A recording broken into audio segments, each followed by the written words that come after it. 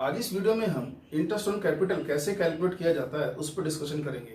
देखो, interest on capital जब भी कैलकुलेट किया जाता है हमेशा ओपनिंग कैपिटल पे कैलकुलेट किया जाता है। अब ये ओपनिंग कैपिटल क्या है? किसी भी अकाउंटिंग ईयर की जो फर्स्ट डेट होती है, जैसे मान लेते हैं कि हमारा अकाउंटिंग ईयर 19 और 20 है, तो 1 अप्रैल 19 से ये अकाउंटिंग ईयर शुरू होगा और 31 मार्च 20 को ये अकाउंटिंग ईयर एंड होगा। तो 1 अप्रैल 19 जो है आपकी, वो first date of this accounting year है। ठीक है, तो यहाँ जो कैपिटल होगी, इस डेट को जो कैपिटल होगी, इस डेट पर जो किसी पार्टनर ने या बिजनेसमैन ने जो इन्वेस्टमेंट की होगी, वो क्या है? आपकी ओपनिंग कैपिटल। अब यही कैपिटल आगे जाएगी, इसमें कुछ प्रॉफिट जुड़ जाएंगे, ड्रॉइंग लेस हो जाएगी, तो जब अकाउंटिंग ईयर का एंड होगा तो वो कैपिटल ओपनिंग थोड़ी रहेगी, वो तो बदल जाएगी। इसका मतलब जो कैपिटल इस अकाउंटिंग ईयर के एंड में रहेगी 31 मार्च 20 को, वो क्या होगी? Closing capital. अब हमें जब भी इंटरेस्ट कैलकुलेट करना है हमेशा ओपनिंग कैपिटल पर कैलकुलेट करना है। अगर क्वेश्चन में हमें ओपनिंग कैपिटल दी है, अच्छी बात है, लेकिन अगर नहीं दी, मान लो उसने क्लोजिंग कैपिटल दी है, तो हमको क्लोजिंग से ओपनिंग पर पहुंचना है। कैसे पहुंचना है? जो जो चीजें ओपनिंग कैपिटल में ऐड हुई थी उन्हें हम लेस कर देंगे, और जो जो चीजें ओपनिंग कैपिटल में से लेस हुई थी उन्हें ऐड कर देंगे। तो इस तरह से हम क्लोजिंग कैपिटल से ओपनिंग कैपिटल पर पहुंच जाएंगे। लेकिन अब प्रॉब्लम यहाँ ये है कि एक फर्म दो तरह के अकाउंट मेंटेन कर सकती है। या तो हो सकता है कि वो फिक्स नेचर के पार्टनर्स कैपिटल अकाउंट मेंटेन करे, या हो सकता है कि वो फ्लक्चुएटिंग नेचर के पार्टनर्स कैपिटल अकाउंट मेंटेन करे। अगर फिक्स नेचर का उसने कैपिटल अकाउंट मेंटेन किया हुआ है तो पार्टनर से रिलेटेड ज्यादातर चीजें वो करंट अकाउंट में चली जाती हैं। कैपिटल अकाउंट में तो सिर्फ क्या होता है? ओपनिंग कैपिटल होगी और क्लोजिंग। लेकिन इस बीच अगर चेंज होगा तो कैसे होगा? पार्टनर या तो फ्रेश कैपिटल इंट्रोड्यूस करे या कैपिटल में से ही ड्राइंग कर ले, कैपिटल में से, प्रॉफिट में से नहीं। ठीक है, तो इसलिए अगर हमें क्लोजिंग कैपिटल से ओपनिंग पर पहुंचना है, पार्टनर्स की अगर फिक्स कैपिटल जो है उसकी नेचर है, तो उस केस में हमें क्या करना है? जैसे ये हमारी क्लोजिंग कैपिटल है, मान लेते फिक्स नेचर की कैपिटल किसी फर्म ने आपका मेंटेन किया हुआ है, तो साल के शुरू में उसकी जो बीडी थी उसमें उसने क्या किया होगा? कुछ और पैसे इंट्रोड्यूस कर दिए होंगे, अगर किए होंगे तो, या कैपिटल में से ही विड्रॉ कर लिया होगा, बोला होगा जी मेरा तो बहुत ज्यादा अमाउंट लगा हुआ है, मेरे इस अमाउंट में से कुछ वापस कर दो, बाकी पार्टनर से बोलेगा, खैर उसका वो अमाउंट वापस हो गया। अगर ऐसा है तो उसके बाद ये कैपिटल ऐड होने के बाद और ये ड्रॉइंग लेस होने के बाद आउट ऑफ कैपिटल, तो उसकी बैलेंस शीट आई होगी। अब हमें क्या करना है? उल्टा करना है। इस कैपिटल में जो क्लोजिंग कैपिटल है उसमें ये आपकी drawing out of capital add करना है, और जो एडिशनल कैपिटल उसने इंट्रोड्यूस किया था उसको लेस करना है, तब हम ओपनिंग पर पहुंचेंगे। फिर यहां पर क्या होगा? आपका इंटरेस्ट ऑन कैपिटल कैलकुलेट होगा इस कैपिटल पर, ओपनिंग पर। लेकिन अगर पार्टनर्स ने फ्लक्चुएटिंग नेचर का कैपिटल अकाउंट मेंटेन किया हुआ है, उस केस में क्या होता है? पार्टनर से रिलेटेड ज्यादातर चीजें, 99% चीजें कहां जाती हैं? वो एक ही अकाउंट में आ जाती है। इसलिए क्या होता है कि जो ओपनिंग कैपिटल होती है उसमें प्रॉफिट भी जुड़ते हैं, सैलरी, इंटरेस्ट, और अगर एडिशनल कैपिटल इंट्रोड्यूस किया है किसी पार्टनर ने तो वो भी कहां पर आ जाता है? वो भी आपका पार्टनर्स कैपिटल अकाउंट में आता है। इधर ड्रॉइंग चाहे वो आउट ऑफ प्रॉफिट करे या आउट ऑफ कैपिटल करे, दोनों इसी अकाउंट से ही लेस होने हैं, और लेस होके ही हमारी क्लोजिंग कैपिटल आती है। तो अगर पार्टनर ने फ्लक्चुएटिंग नेचर का कैपिटल अकाउंट मेंटेन किया हुआ है, उस केस में क्लोजिंग से ओपनिंग पर जाने के लिए हमें इस क्लोजिंग कैपिटल पे दोनों तरह की ड्रॉइंग जोड़नी पड़ेगी, मतलब out of profit, out of capital, और अगर उसने कोई इंट्रोड्यूस किया है एडिशनल कैपिटल इस साल, उसे लेस करना पड़ेगा, और अगर प्रॉफिट मिला है तो वो प्रॉफिट भी उसको लेस करना पड़ेगा, क्योंकि ये ऐड हुए होंगे तो ओपनिंग कैपिटल पहुंचेंगे। तो हमें ध्यान रखना है कि पार्टनर्स ने किस नेचर का कैपिटल अकाउंट मेंटेन किया हुआ है। ठीक है, उसी के अकॉर्डिंग हम ओपनिंग कैपिटल निकालेंगे और ओपनिंग कैपिटल पर हम इंटरेस्ट की कैलकुलेशन करेंगे। तो अब कुछ क्वेश्चन ले लेते हैं। तो पहला क्वेश्चन ले रहे हैं 35, बोलता है A and B are partners sharing profit and losses in the ratio of 3:2, having capital account balances of rupees 50,000, 40,000 on 1 April 18। अब देखो इस क्वेश्चन में उसने हमें पहले ही ओपनिंग कैपिटल दे दी है, अकाउंटिंग ईयर का जो आपका पहला दिन है उस दिन को जो कैपिटल है। ठीक है, आगे चलते हैं। बोलता है on 1 July 18 A introduce 10,000 as his additional capital whereas B introduce only 1,000। Interest on capital is allowed to partners at the rate 10% per annum। Calculate interest on capital for financial year March 19। अब देखो बात यह है, question में कहता है कि ए और बी दो पार्टनर हैं, ठीक है जी। अब होता क्या है कि इन दोनों ने 1 अप्रैल कब 18 को अपना अमाउंट जो है वो इन्वेस्ट किया था 50,000 और 40,000, या 50,000 40,000 की इनकी कैपिटल थी, ठीक है जी। अब इन्होंने क्या किया कि अक्टूबर में आकर के कुछ और इन्वेस्टमेंट इन्होंने बढ़ाई अपनी। जैसे बोलता है ए ने तो क्या किया 10,000 रुपए और इंट्रोड्यूस कर दिए और बी ने 1,000 रुपए और इंट्रोड्यूस कर दिए। अब बोलता है इंटरेस्ट ऑन कैपिटल कैलकुलेट करो। खैर अब ये क्योंकि पहले से ही ओपनिंग कैपिटल है तो हमको क्लोजिंग से ओपनिंग पर जाने की कोई जरूरत नहीं है, सीधा ही इसी पर इंटरेस्ट कैलकुलेट कर देंगे। अब बोलता है कि ठीक है, अब आप देखो कि 1 अप्रैल 18 को ए के 50,000 थे, अक्टूबर में 10,000 रुपए उसने क्या किया और इन्वेस्ट कर दिए। इसका मतलब यहां से सिर्फ 6 महीने उसके जो है 50,000 यूज हुए हैं और उसके बाद 31 मार्च 19 तक अगले 6 महीने 60,000 रुपए यूज हुए। तो इसलिए हम उसका 2 हिस्सों में इंटरेस्ट कैलकुलेट कर देते हैं। तो इंटरेस्ट ऑन कैपिटल 50,000 पर ले लेते हैं हम। या रेट क्या है, जैसे क्वेश्चन में बोलता है 10%, ठीक है। तो 10% के हिसाब से 6 महीने का, तो यहां पर ये आ गया 2,500 रुपया, ठीक है। इसके बाद अब बोलता है कि बाकी 6 महीने, तो बाकी 6 महीने में क्या था, बाकी 6 महीने में कैपिटल हो गई थी 60,000। इस 60,000 पर 10%, लेकिन फिर 6 महीने का, ठीक है जी।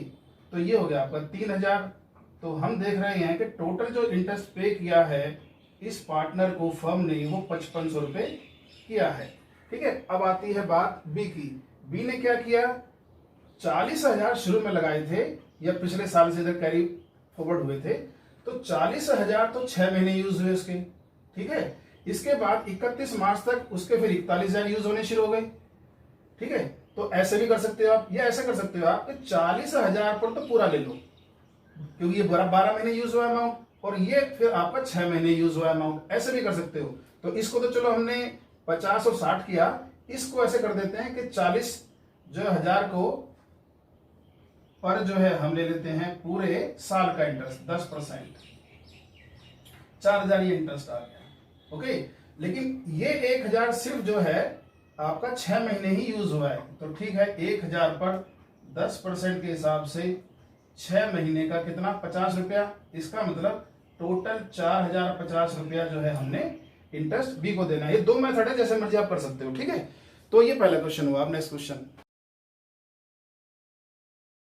नेक्स्ट क्वेश्चन है क्वेश्चन नंबर 36। बोलता है Ram and Mohan are partners in a firm, their capitals at the end of the year were 24,000 18,000 respectively. During the year Ram's drawings and Mohan's drawings were 4,000 6,000 respectively. Profit before charging interest on capital during the year was 16,000। Calculate interest on capital at the rate 5% per annum for ending March 19। Question बोलता है कि राम और Mohan 2 partner हैं, ठीक है जी। अब 5% के rate से हमें इंटरेस्ट की कैलकुलेशन करनी है। अब है क्या, आगे बोलता है कि इनकी जो कैपिटल है वो है 24,000, लेकिन कौन सी, एंड की। तो क्लोजिंग कैपिटल है 24,000 18,000। बोलता है इस साल में दोनों ने 4,000 और 6,000 ड्राइंग की है। तो अब हमें क्या करना है, हमको चाहिए ओपनिंग कैपिटल, किसके लिए, इंटरेस्ट की कैलकुलेशन के लिए। तो जो इस ओपनिंग कैपिटल में हमने ऐड किया होगा उसे लेस कर देंगे और जो इसमें से लेस किया होगा उसे वापस जोड़ देंगे, तो हम दोबारा से ओपनिंग कैपिटल पर ही पहुंच जाएंगे, ठीक है। अब बात यह है कि 4,000 इसने ड्राइंग की है, ठीक है जी, और 6,000 रुपए इसने ड्राइंग की थी, ठीक है। तो ये तो कभी लेस हुई होगी इस ओपनिंग कैपिटल में से, तभी तो क्लोजिंग पहुंचे होंगे। अब इस क्लोजिंग में वापस इसे जोड़ देंगे हम, ठीक है जी, जोड़ देते हैं। तो 28,000 और ये आपके आ गए 24,000, ओके। अब बोलता है प्रॉफिट हुआ है इस साल 16,000। रेशो दी नहीं है, मान लेते हैं कि 16,000 इक्वली ही बटा होगा, तो ठीक है। इक्वली मतलब कि 8,000। ये प्रॉफिट कभी ऐड हुआ होगा, इसे लेस कर देंगे, तो कुल मिलाकर के इसका मतलब जो कैपिटल थी साल के शुरू में वो राम की 20,000 थी और उसका मोहन की थी आपकी 16,000। ये ओपनिंग कैपिटल आ गई। अब इस पर हमें इंटरेस्ट की कैलकुलेशन करनी है। Interest on capital at the rate 5% per annum. ठीक है, अब आप 20,000 पर निकालोगे आप कितना 5%, और इधर 16,000 पर भी 5%, तो ये आपका आ गया 1,000 और ये आपका आ गया 800। ठीक है, तो इस तरह से ये क्वेश्चन हुआ। अब नेक्स्ट क्वेश्चन है 37। बोलता है following is the extract of balance sheet of Neelkanth and Madhav as on March 19। फिर इसने हमें बैलेंस शीट दी है। बोलता है नीलकंठ की कैपिटल 10 लाख है और माधव की कैपिटल 10 लाख है। इधर नीलकंठ और माधव के करंट अकाउंट में 1-1 लाख रुपए का बैलेंस है। फिर बोलता है कि कुछ profit and loss appropriation account भी बटने के लिए पड़ा हुआ है 8 लाख रुपए का। आगे बोलता है असेट्स है 30 लाख की। नीचे चलते हैं, बोलता है during the year Madhav drawing work 30,000, profit during the year March 19 is rupees 10 lakh. Calculate interest on capital at the rate 5% per annum for the year ending मार्च 19। अब देखो इस क्वेश्चन में देखने से ही हमें पता लगता है कि फर्म ने फिक्स कैपिटल नेचर का अकाउंट मेंटेन किया हुआ है, क्योंकि क्वेश्चन में कैपिटल अकाउंट का बैलेंस अलग दिया है और करंट अकाउंट का बैलेंस अलग दिया है। अब बात यह है कि अगर कैपिटल फिक्स है तो उस कैपिटल में तो कभी चेंज आया ही नहीं होगा। जो कैपिटल 1 अप्रैल को रही होगी वही कैपिटल 31 मार्च को है, तो ना तो उसमें कोई एडिशन हुआ है ना सब्ट्रैक्शन हुआ है। इसलिए हमें ओपनिंग कैपिटल निकालने की कोई जरूरत नहीं है। तो यहां पर जो 10-10 लाख रुपए इनकी कैपिटल है, इस पर सीधा इंटरेस्ट कैलकुलेट हो जाएगा। तो बात यह है कि यहां 10 लाख रुपए की कैपिटल नीलकंठ और माधव की है। अब यहां पर बोलता है कि आपको कितना इंटरेस्ट कैलकुलेट करना है 5%। तो सीधी सी बात है भाई 5% का कितना होगा 50,000। कैलकुलेट करने की जरूरत नहीं, वैसे कैलकुलेट हो जाएगा। तो 50,000 रुपए क्या आ गया आपका इंटरेस्ट ऑन कैपिटल। ठीक है, अब नेक्स्ट क्वेश्चन। नेक्स्ट क्वेश्चन है 38। बोलता है from the following balance sheet of long and short calculate interest on capital at the rate 8% पर annum for the year ending मार्च 19। अब बैलेंस शीट में बोलता है कि लॉन्ग की कैपिटल 1,20,000 है, शॉर्ट की कैपिटल 1,40,000 है और रिजर्व भी है 1 लाख रुपए का, फिक्स असेट और उसने कुछ अदर असेट्स भी दिए। नीचे चलते हैं, बोलता है during the year long withdrew 40,000 and short withdrew 50,000। Profit for the year was 1,50,000 out of which 1 lakh was transfer to general reserve. अब बोलता है कि इस फर्म को इस साल 1,50,000 रुपए का प्रॉफिट हुआ था, लेकिन उसमें से उसने क्या किया 1 लाख रुपए का तो रिजर्व में ट्रांसफर कर दिया इसमें से फ्यूचर के लिए। तो 50,000 रुपए जो बचा होगा इसी को तो इन्होंने आपका डिस्ट्रीब्यूट किया होगा किस रेशो में। क्वेश्चन में रेशो इन्होंने नहीं दी है, इसका मतलब 1:1, मतलब कि 25,000 करके इन्होंने इसको बांट लिया होगा। ठीक है, तो अब बात यह है कि क्वेश्चन में हमें इनसे ड्राइंग भी दी है और जो बैलेंस शीट है वो किस डेट की है 31 मार्च 19 की है, और 31 मार्च 19 को जो बैलेंस शीट में कैपिटल है ये क्लियर सी बात है कि ये तो क्लोजिंग कैपिटल ही है और हमें इंटरेस्ट निकालना है, उसके लिए चाहिए हमें ओपनिंग कैपिटल। तो क्लोजिंग से शुरू करते हैं। ओके, तो बोलता है 1,20,000 और 1,40,000 लॉन्ग और शॉर्ट की कैपिटल है। इसमें जो इन्होंने ड्यूरिंग द ईयर ड्राइंग किया वो हम ऐड कर देते हैं। तो है ये आपका ड्राइंग 40,000 50,000 40,000 50,000 40,000 है नहीं 40,000 50,000। ठीक है, तो यहां पर 40,000 और 50,000। ओके, तो 1,60,000 और 1,90,000। अच्छा, अब प्रॉफिट कितना हुआ था जी? प्रॉफिट तो क्योंकि 1.5 लाख हुआ था, 1 लाख तो उसमें से रिजर्व निकाल दिया था, बच गए थे 50, इसी को बांटा इन्होंने। तो 25,000 करके इस 50,000 को इन्होंने बांट लिया। ठीक है, 50,000 जो था उसको इक्वली। तो इसका मतलब जो प्रॉफिट जो है इन्होंने जोड़ा होगा अपनी कैपिटल में उसे हम लेस कर रहे हैं। तो अब हमारी ओपनिंग कैपिटल कितना है? तो यहां पर 1,35,000 हमारी क्या आ गई ओपनिंग कैपिटल इसकी, और यहां पर आपका ये 1,65,000 आ गई ओपनिंग कैपिटल जो भी है ये शॉर्ट की। अब इसमें हमें इंटरेस्ट कैलकुलेट करना है। तो ये बोलता है आपका किस रेट से है ये है आपका 8% के रेट से। तो 8% के रेट से हमें इंटरेस्ट की कैलकुलेशन करनी है। अब इसे आप करोगे तो एक आपका 1,35,000 का 8% हम निकालते हैं तो 10,800 और 1,65,000 पर 8% के हिसाब से 13,200 का ये इंटरेस्ट आया। ठीक है, तो ये क्वेश्चन इस तरह से हुआ। अब नेक्स्ट क्वेश्चन है क्वेश्चन नंबर 39। बोलता है मोली एंड भोली contribute 20,000 and 10,000 respectively towards capital. They decide to allow interest on capital at the rate 6% per annum. Their respective share of profits is 2:3 and the net profit for the year is rupees 1,500. Show distribution profit अगर पहली condition है where there is no agreement except for interest on capital। दूसरी condition है where there is an agreement that the interest on capital as a charge। Question में बोलता है कि partner ने डिसाइड किया है कि इंटरेस्ट ऑन कैपिटल फर्म पर चार्ज होगा।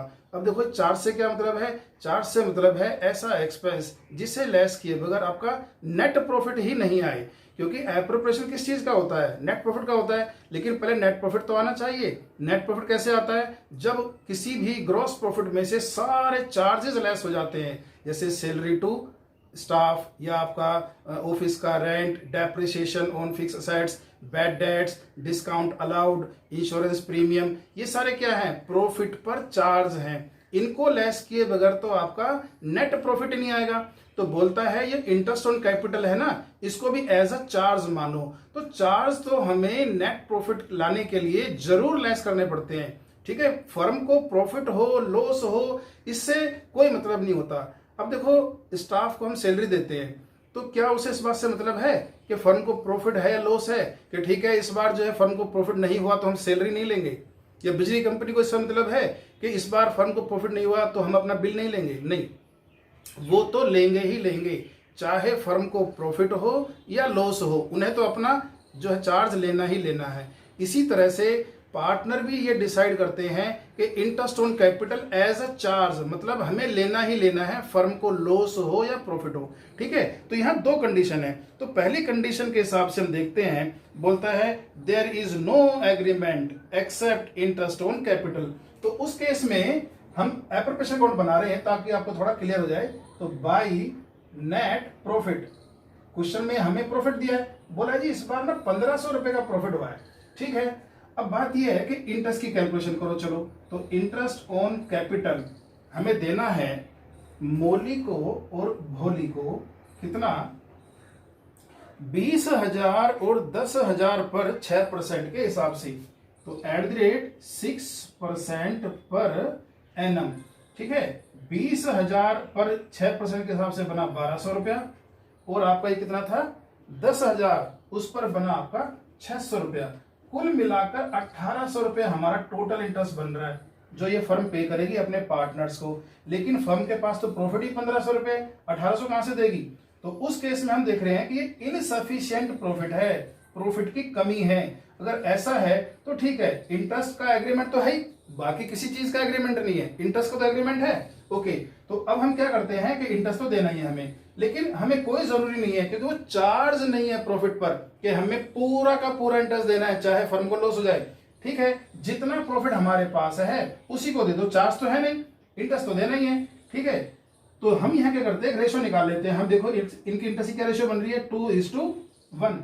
तो ये जो प्रॉफिट है उसको दे तो हम इंटरेस्ट में ही रहे हैं, इंटरेस्ट की रेशो में दे रहे हैं। ठीक है, इसलिए उनको क्या मिल रहा है, इंटरेस्ट ही मिल रहा है। तो 2:1 की रेशो में अगर इस 1,500 को हम बांट देंगे तो यहां पर लिखेंगे 2 interest on capital at the rate 6% per annum. लेकिन कितना दे रहे हैं हम, 1,000 किसको, आपका मोली को, और भोली को 500 रुपया। तो 1,500 रुपए जो था हमने इनको क्या दिया, इंटरेस्ट ऑन कैपिटल दिया। तो अब क्योंकि चार्ज नहीं था तो हमें कोई जरूरी नहीं है कि हम पूरा 1,800 का 1,800 देंगे, इसलिए जितना भी प्रॉफिट है उसको इंटरेस्ट की रेशो में बांट दिया तो उनको इंटरेस्ट ही मिल गया। ठीक है, तो ये तो था आपका पहला केस। अब है आपका दूसरा केस। क्वेश्चन में बोलता है कि अगर वो इंटरेस्ट चार्ज माना जाए चाहे फर्म को लॉस हो, तो ठीक है जी, हम बोलेंगे जी हमको प्रॉफिट कितना हुआ था इस साल प्रॉफिट हुआ था आपको 1500 का। ठीक है, तो आपको क्या देना है, interest on capital at the rate 6% per annum. अब देखो अगर 6% पर एनम दे रहे हो और वो है एज अ चार्ज, तो उनको तो पूरा पूरा इंटरेस्ट चाहिए। उन्हें कोई मतलब नहीं है कि फर्म को 1500 प्रॉफिट हुआ है या लॉस हो गया है या जीरो प्रॉफिट है, उनको अपना पूरा पूरा इंटरेस्ट चाहिए। तो ठीक है, मोली को और भोली को हम इंटरेस्ट दे देते हैं 1200 और 600, 1800 रुपए हमने इनको इंटरेस्ट पे कर दिया। लेकिन इस इंटरेस्ट को देने की वजह से हम देख रहे हैं फर्म को तो 300 रुपए का लॉस हो गया है। तो अब इस लॉस को भी किसी ने बियर करना है, लॉस को इन पार्टनर ने, मोली और भोली ने ही बियर करना है। तो लॉस को ट्रांसफर करो टू पार्टनर्स कैपिटल अकाउंट, मोली को और भोली को किस रेशो में, जो इनकी प्रॉफिट शेयरिंग रेशो होगी, जो कि क्वेश्चन में है 2:3। तो इस 300 रुपए को हम 5 से डिवाइड करते हैं। 2 3 का क्या मतलब है, 2 3, टोटल 5 यूनिट है नहीं है, तो एक आपका आ गया 60 रुपए का यूनिट। अब 60 इंटू 2, 60 इंटू 3, मतलब कि 120 और 180, ये आपका लॉस बट गया पार्टनर्स में। ठीक है, तो ये क्वेश्चन इस तरह से हुआ। तो आज इस वीडियो में हमने कुछ क्वेश्चन किए हैं, कुछ और क्वेश्चन करेंगे अगली वीडियो में। Thank you.